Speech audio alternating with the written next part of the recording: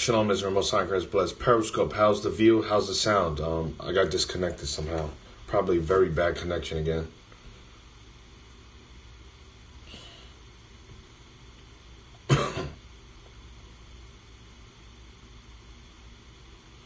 Is there any lag?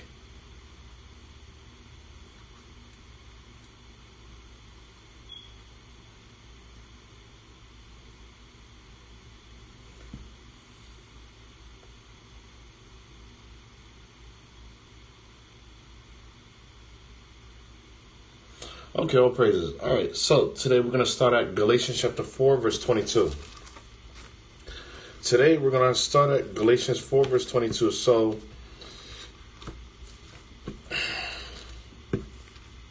one second, let me get it.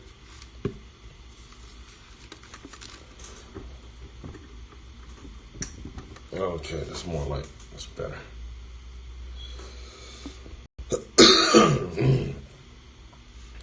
All right, Israel. So, all throughout Paul's letters, it's like I'm saying, Paul's main ministry was primarily to the Gentiles, which was of the northern kingdom, the scattered Israelites, and his main focus also throughout his epistles to the various congregations or Pharisaic leaders was about the transferring of covenants, the old covenant from the new covenant, and Paul using various allegories, bringing up different occurrences within our histories to show that a lot of these things that happened was all planned.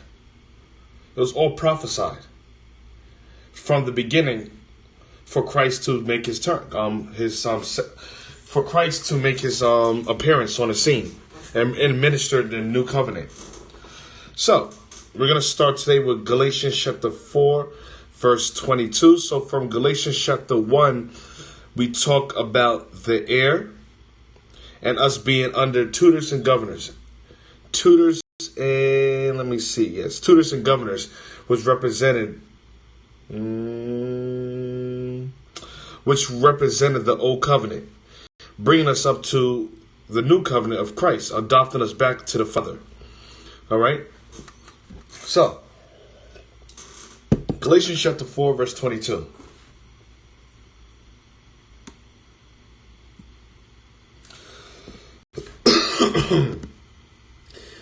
For it is written that Abraham had two sons, the one by a bondmaid and the other by a free woman. So, Paul is recalling a time in history all the way back during the time of Abraham, when he had his two sons, which was who? What two sons we referencing?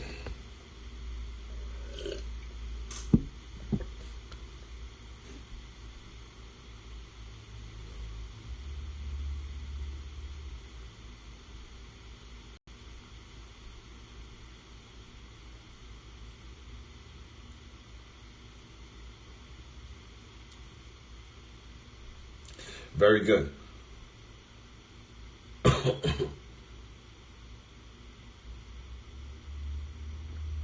So it says, for it is written that Abraham had two sons, the one by a bondmaid. So the one son by a bondmaid was by Hagar. Hagar was the bondmaid to Sarah, meaning she was a servant to Sarah. And the son which Hagar had was Ishmael. And the other by a free woman. And the other by a free woman, meaning Sarah. Sarah had Isaac. How do we know? Let's go to Genesis chapter 16, verse 7. Genesis chapter 16, verse 7. So Hagar was a bondmaid or a servant to Sarah. And Sarah was the mistress of Hagar. Genesis chapter 16, verse 7. And the angel of the Lord found her by a fountain of water in the wilderness, by the fountain and the way to shore. And he said, Hagar, Sarah's maid, whence camest thou? And whither wilt thou go? And she said, I flee from the face of my mistress Sarah. So it says Hagar, Sarah's maid. So Hagar's the bondservant, and Sarah is the mistress. What is a mistress? a woman employing or an authority over, or servants or attendants. So a mistress is a woman that employs, has authority over servants or attendants.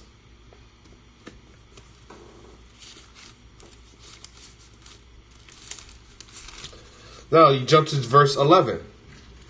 And the angel of the Lord said unto her, Behold, thou art with child, and thou shalt bear a son, and shalt call his name Ishmael, because the Lord hath heard thy affliction. All right. So Hagar, the bondmaid, had Ishmael. Okay.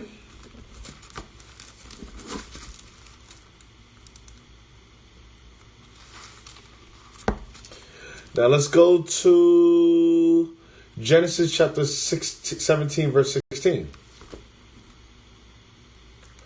Nope, sorry, that's my fault. Let's go back to Galatians 4, verse 23.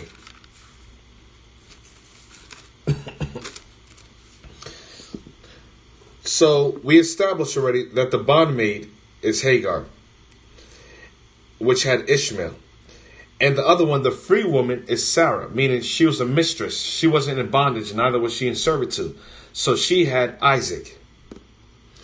For it is, verse 23, but he who was of the bondwoman, meaning the he who was of the bondwoman, meaning Ishmael, which was of Hagar, was born after the flesh. So what does it mean? He which was born of the bondwoman was born after the flesh. Let's go to Genesis chapter 16, verse 1.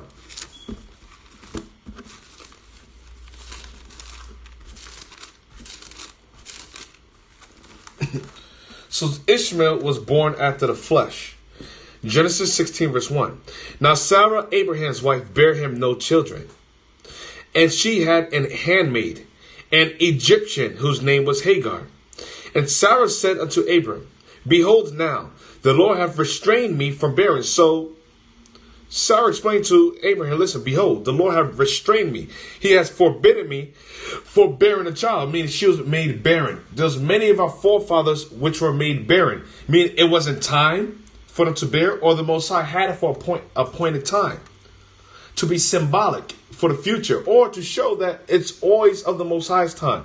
The Most High, He's the one that opens up our womb or the matrix so that you can conceive. So a lot of sisters that can't conceive, wait on the Lord, fast, pray. It's all in the Most High's hand. He's the one that gives us that ability to have children. So it says, and Sarah said unto Abram, Behold now, the Lord hath restrained me from bearing. I pray thee, go in unto my maid. It may be that I may obtain children by her. And Abram hearkened to the voice of Sarah.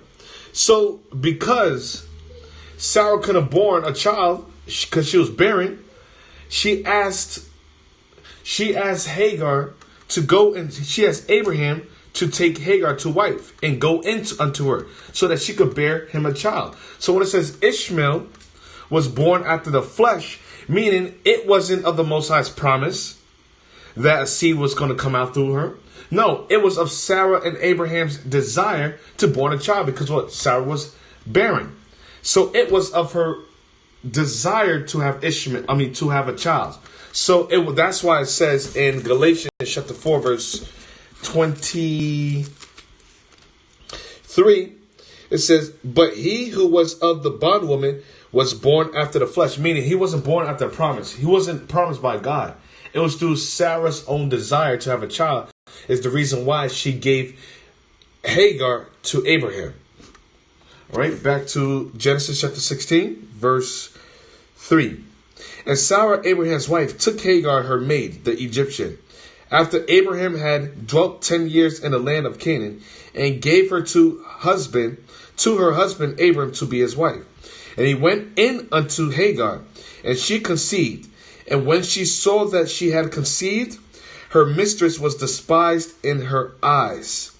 So Hagar was given to Abraham in order to conceive a child for Sarah's fleshly desire. So that's why it says Ishmael was born after the flesh.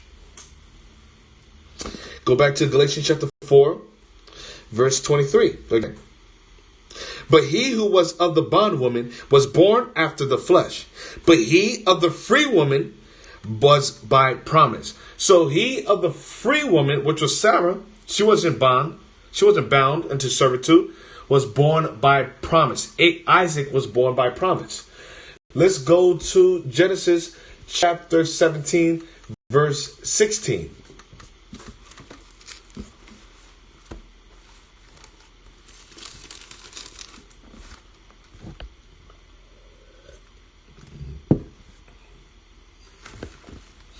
Genesis 17, verse 16. And I will bless her and give thee a son. Oh, let's start at verse 15. And God said unto Abram, as for Sarai thy wife, thou shalt not call her name Sarai, but Sarah shall her name be. And I will bless her and give thee a son also of her. Yea, I will bless her. She shall be a mother of nations. Kings of people shall be of her. So that's why it says, but he that was born of the free woman was born after the promise. Meaning God promised Sarah that she'll be a mother of nations. God promised Sarah that he'll bless her. Then Abram, verse 17, then Abraham fell upon his face and laughed and said in his heart, shall a child be born unto him that is 100 years old? And shall Sarah that is 90 years old bear? Verse 18. And Abraham said unto God, oh, that Ishmael might live before thee. God says, Sarah thy wife shall bear thee a son indeed, and thou shalt call his name Isaac. And I will establish my covenant with him for an everlasting covenant, and with his seed after him. So that was the promise. God established the promise to Sarah, Abraham's wife, Sarah, the free woman. Ishmael was not born after the promise, but Ishmael was born after the flesh. Sarah's desire to have a child. But later on, Ishmael was blessed, as we see it in Genesis chapter 16, verse 11. So we have a lot of Muslims talking about Ishmael was the child of the promise and he was the blessed child. No, he was not the blessed child. Neither was he was the child of promise. Ishmael was brought in the world by Sarah's desire to have a child. All right.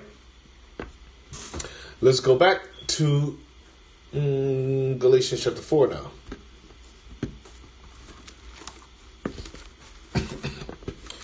Galatians chapter 4.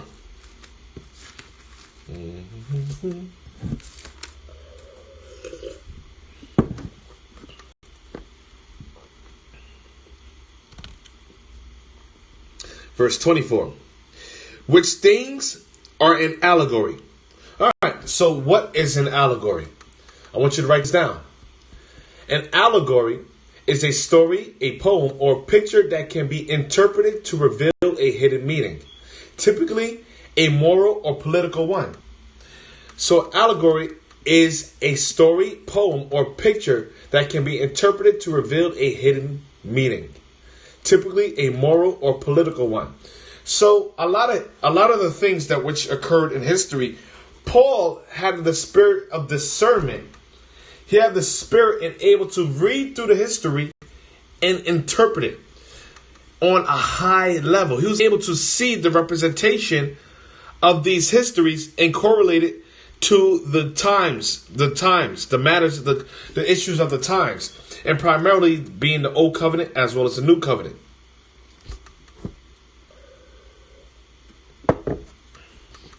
So, verse 24 again, it says, which things are an allegory. So the whole history between the birth of Hagar with Ishmael and Sarah with Isaac was an allegory, meaning it always had a spiritual representation behind it. It wasn't revealed unto Paul's ministry. That history was revealed, was saved all the way to the time for the Christ to make his appearance.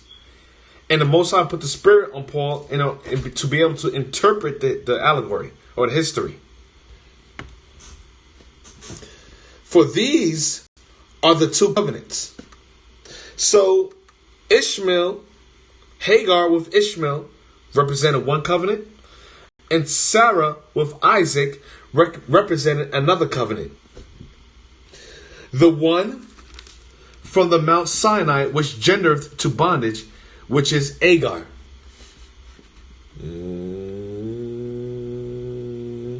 So verse 24, it says the one from Mount Sinai which gendered to bondage. So the one from Mount Sinai is making reference to what? The old covenant. The one from Mount Sinai, because why? The laws was given to us in Mount Sinai, as well as the old covenant of animal sacrifice.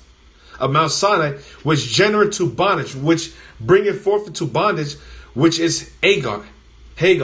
So Hagar represented the old covenant of Mount Sinai. So when the laws was given from Mount Sinai, along with the old covenant of animal sacrifice, the history concerning Hagar, along with Ishmael, represented the old covenant of animal sacrifice. Verse 25. For this Hagar is Mount Sinai in Arabia, and answereth to Jerusalem, which now is, and is in bondage with her children. So it says, for this Hagar is Mount Sinai in Arabia, and answer to Jerusalem. So Hagar, like manner, represented Mount Sinai in Arabia, and answer to Jerusalem. So Hagar, and likewise, so Hagar represented, it says answer to Hagar represented, sorry, one second. So it says, for this Hagar is Mount Sinai in Arabia, and answereth to Jerusalem. So, allegorically speaking, Hagar represented the old covenant, answering to Jerusalem. So likewise, let's go back to Genesis chapter 16.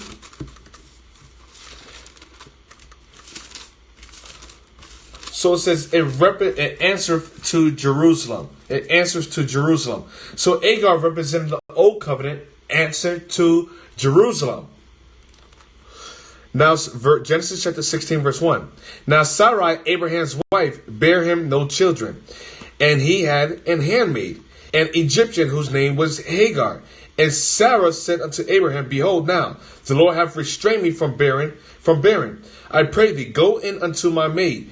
It may be that I may obtain children by her. And Abraham hearkened to the voice of Sarah. So now let's jump to verse.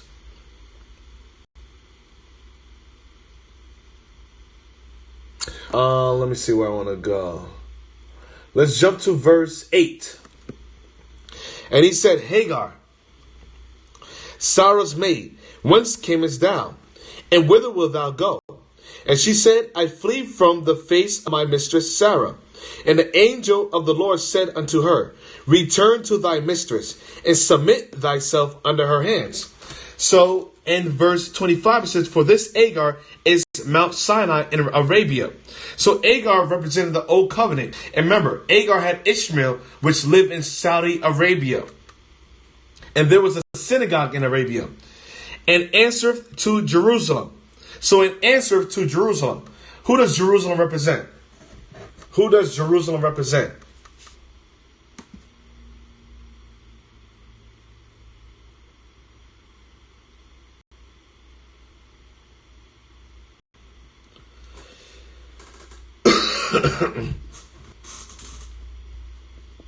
An answer to Jerusalem.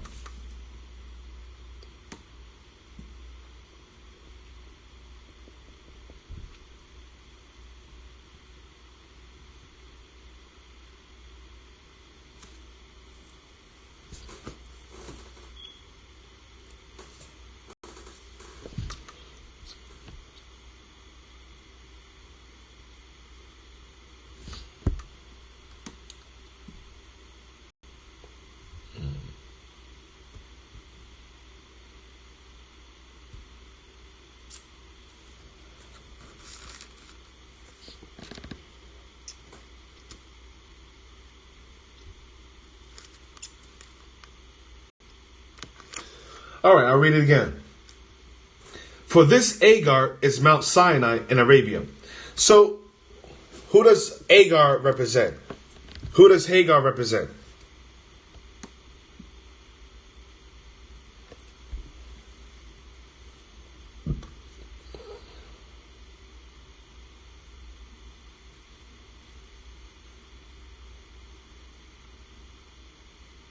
Very good. The old covenant. So Hagar represents the old covenant and answereth to Jerusalem. So who does Jerusalem represent? Remember, Hagar was what? A bondsmaid. Who does Jerusalem represent? Who? Listen to the question. Who does Jerusalem represent? If Hagar represents the old covenant with Ishmael, who represents Jerusalem?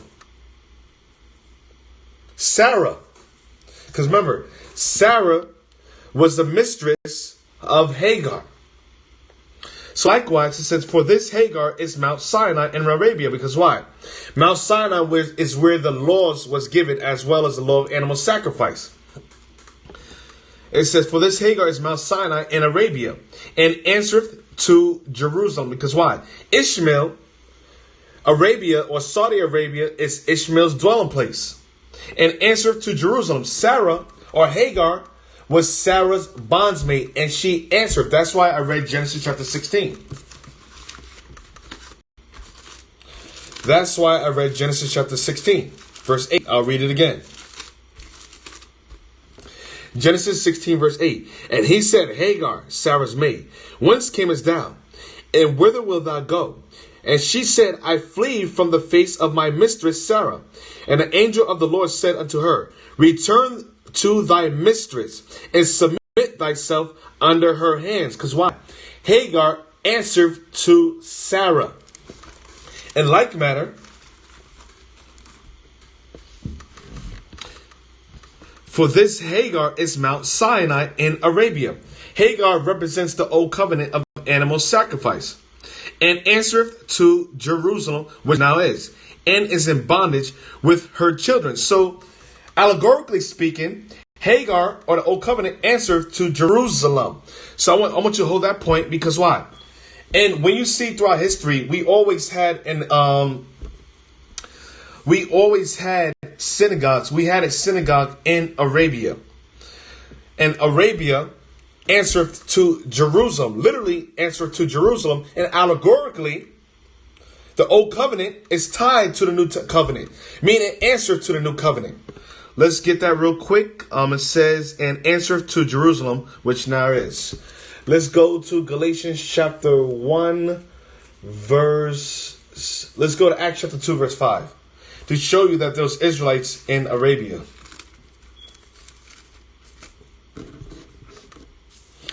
And there were dwelling at Jerusalem Jews, devout men, out of every nation under heaven. Now let's jump to verse 11. Cretes and Arabians, we do hear them speak in our tongues the wonderful works of God. So you have Arabians, you have Jews that came out of the lands of Arabia. Let's get Galatians chapter 1, verse 17.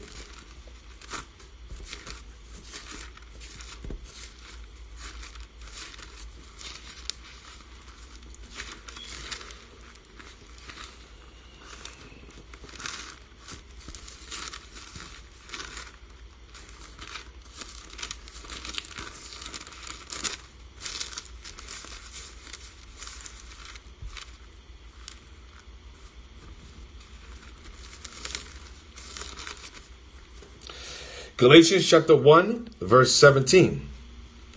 Neither went I up to Jerusalem to them which were apostles before me, but I went into Arabia and returned again unto Damascus.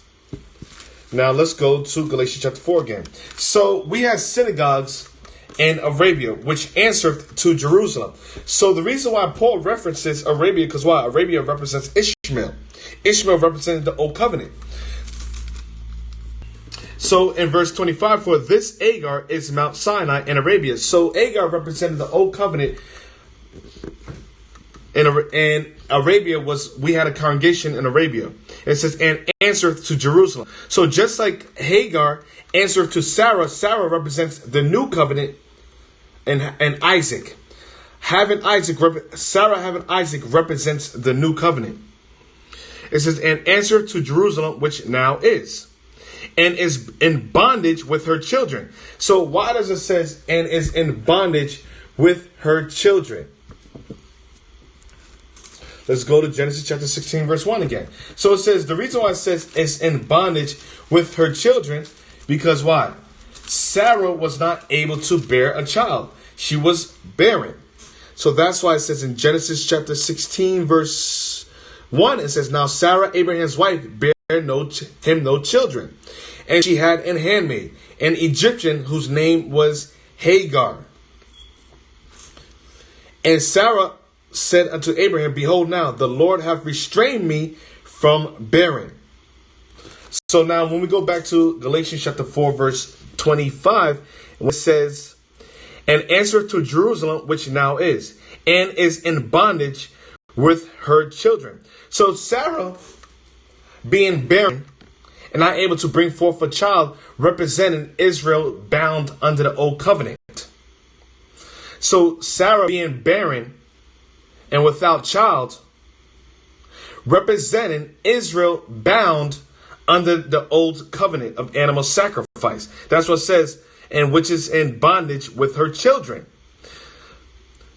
Verse 26, but Jerusalem, which is above, is free, which is the mother of us all. But Jerusalem, which represents Sarah, which is above Hagar, even though Hagar born Ishmael, Sarah was above Ishmael.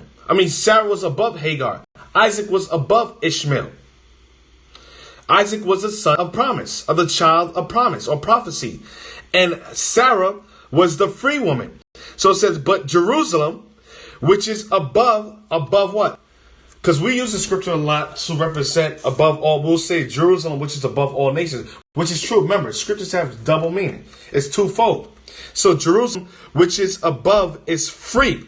So Sarah, having Isaac, represented Christ coming to free us for what? The law of animal sacrifice. But Jerusalem, which is above, is free. Let's go to that. For Jerusalem, which is above, is free. Let's see where I want to go.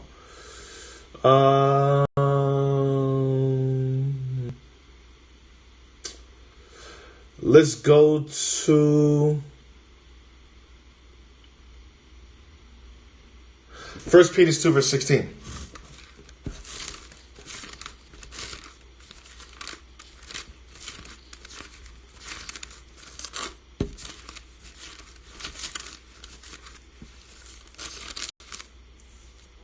First Peter chapter 2, verse 16.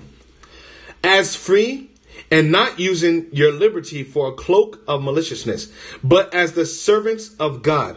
So it's as free because what? Under Christ, when it says Jerusalem, which is above, is free. Meaning Sarah represented Christ. Sarah bearing Isaac represented Christ in a new covenant, freeing us from the bondage, meaning the freeing us from the covenant of animal sacrifice. That's what the birth of Sarah having Isaac represents. Let's go to 2 Corinthians chapter 4, verse 1. 2 Corinthians chapter 3, verse 6 to 17. Now the Lord is that Spirit, and where the Spirit of the Lord is, there is liberty. Let's go to 4, verse 1 now.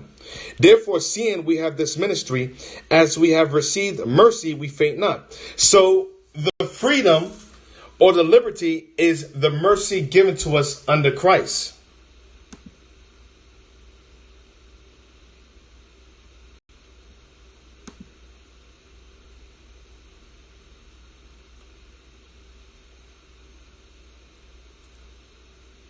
All right. Okay. All right, let's go back. Galatians chapter 4, verse 26. But Jerusalem, which is above, is free. So Jerusalem represented Sarah bearing Isaac. Isaac meaning, because why? You figure, why didn't the Most High allow Isaac to come before Ishmael? Given that Isaac was the child of promise. Isaac was promised before Ishmael. So why is it that he allowed Ishmael to come before Isaac? Because why? He wanted to show that Ishmael, allegorically speaking, was a representation of the old covenant. Hagar having Ishmael was a representation of the old covenant. And the old covenant coming first. Isaac represented Sarah, the free woman, meaning a free woman represented the liberty given to us under Christ. The reason why the Most High allowed that to happen afterwards, because just like it says, for faith, before faith came, we were kept under the law. Before faith came, we were kept under the law. So the law of animal sacrifice, like Ishmael, had to come first before Isaac could make his appearance on the scene, which was the child of promise. And Isaac represented the promise of us, of Christ, coming on the scene to give us what? Freedom, liberty, freedom, mercy, grace, to freedom from the bondage that we were under the old covenant. So I'll just read again. But Jerusalem, which is above, meaning above, Jerusalem represented the new covenant of Sarah and Isaac, is above the old covenant of Hagar and Ishmael. It's free. Because once Sarah born Isaac, meaning she was free. She was able to bear a child. So, and likewise into Christ, when you look at it allegorically speaking, Christ came to free us from what? Our sins. Free us from the bondage of the animal sacrifice of the old covenant. Which is the mother of us all. Which is the mother of us all. Let's go back to Genesis chapter 16. Verse, let's see, is that what I want? Let's go to Genesis chapter 17, verse 16 now. Again, it says, and I will bless her, and give thee a son also of her. Yeah, I will bless her, and she shall be a mother of nations. Kings of people shall be of her. So when it says, which is the mother of all, it was making reference to what? Sarah being the mother of all Israelite nations, all 12 tribes. That's why it says, which is the mother of us all.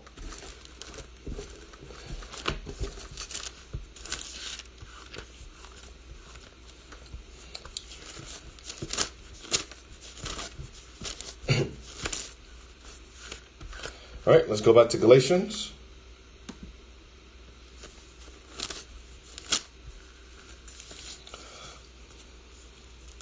So any questions so far? Any questions so far? Any confusion?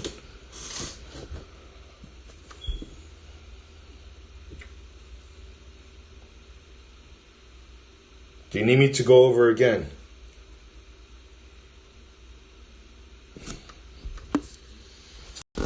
Any question? Any confusion?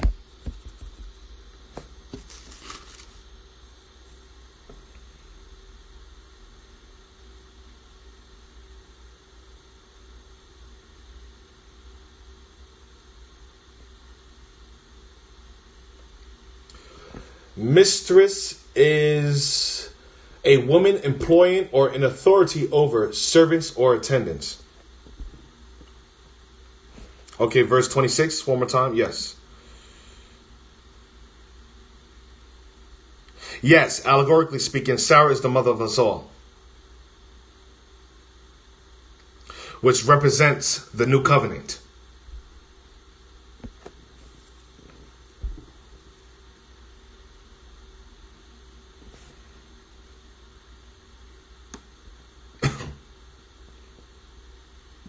All right, let's see.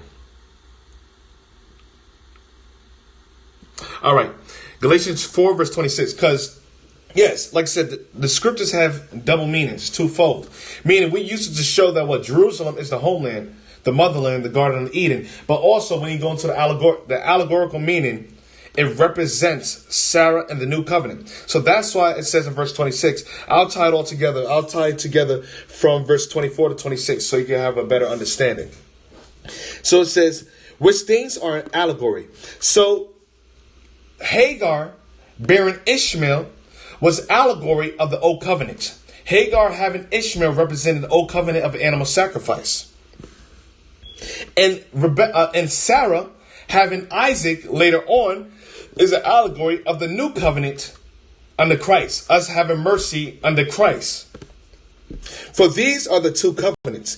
For these are the Hagar having Ishmael and Sarah having Isaac is a representation of the two covenants. The old covenant as well as the new covenant. The one from the Mount Sinai was gendered to bondage, which is Hagar. So the one from Mount Sinai represented Hagar, because why? Under Mount Sinai, we received the laws from Moses, as well as the covenant of animal sacrifice, which bringeth to bondage, because why? Acts chapter 15, verse 10. And we constantly keep going to the scripture, because why? It sets the stage for what we were bound under. Acts 15, verse 10. Now therefore, why tempt ye God to put a yoke upon the neck of the disciples, which neither our fathers nor we were able to bear? Because why? The whole conversation, the whole argument during this time period was whether or not you to circumcise yourself after the manner of Moses, meaning after you get circumcised to offer up an animal sacrifice, whether or not we're supposed to still give offerings, sacrificial offerings, burnt offerings. So that's the whole argument. So, but under the covenant of animal sacrifice, we were under bondage. So that's why it says, which gendereth. So in Galatians 4 verse 24, it says, which gendereth to bondage, which is Hagar. So Hagar, likewise, her being a bondwoman, represented the bondage which we were under the law of animal sacrifice. Verse 25, for this Hagar is Mount Sinai in Arabia. And the reason why it says, for this Hagar is Mount Sinai in Arabia, Hagar having Ishmael. Ishmael was the forefather of the Arab race, which was the dwelling places were in Saudi Arabia. Ishmael later on inhabited Saudi Arabia. So that's why it says, for this Hagar is Mount Sinai in Arabia. And answer to Jerusalem. So not only does it represent Hagar and Ishmael represents the old covenant of animal sacrifice being bondage, but also we have synagogues. That's what it says, and answer to Jerusalem. Paul has shown that likewise, the way we have synagogues in Arabia, they also answer to Jerusalem. Jerusalem's the mother place. Jerusalem is the headquarters. And allegorically speaking, in comparison to the history that I just went over concerning Sarah and Isaac, Sarah and Isaac represents the new covenant under Christ. That's why it says, and answer to Jerusalem, which now is. So Arabia, or the synagogues in Arabia, answer to Jerusalem. That's why Paul says, which now is. They were subject to Jerusalem. Jerusalem was the headquarters, and is in bondage with her children. And Jerusalem represented Sarah, and Sarah was in bondage. The bondage represented what? Her being bound. Sarah being bound, which now is Arabia, and answer to Jerusalem, which now is, and is in bondage with her children. But Jerusalem, which is above, is free. So Jerusalem, even though Sarah bare Isaac afterwards, Sarah was above Hagar. Isaac, even though he was the youngest, even though Ishmael was supposed to receive the blessings first, because why? The firstborn usually receives the inheritance or the promises. God said no. Sarah, under Isaac, Sarah having Isaac is above Hagar having Ishmael. Above is free, which is the mother of us all. But Jerusalem, which is above, is free. It's free, meaning under Christ, we're given freedom. Free from the old covenant of animal sacrifice, which we were bound under. Which is the mother of us all.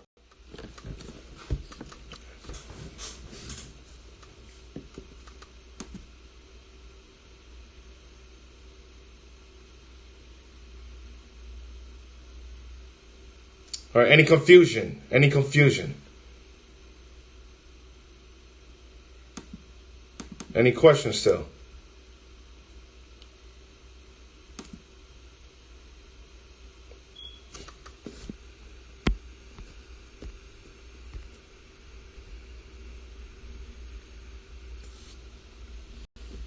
Before I move on.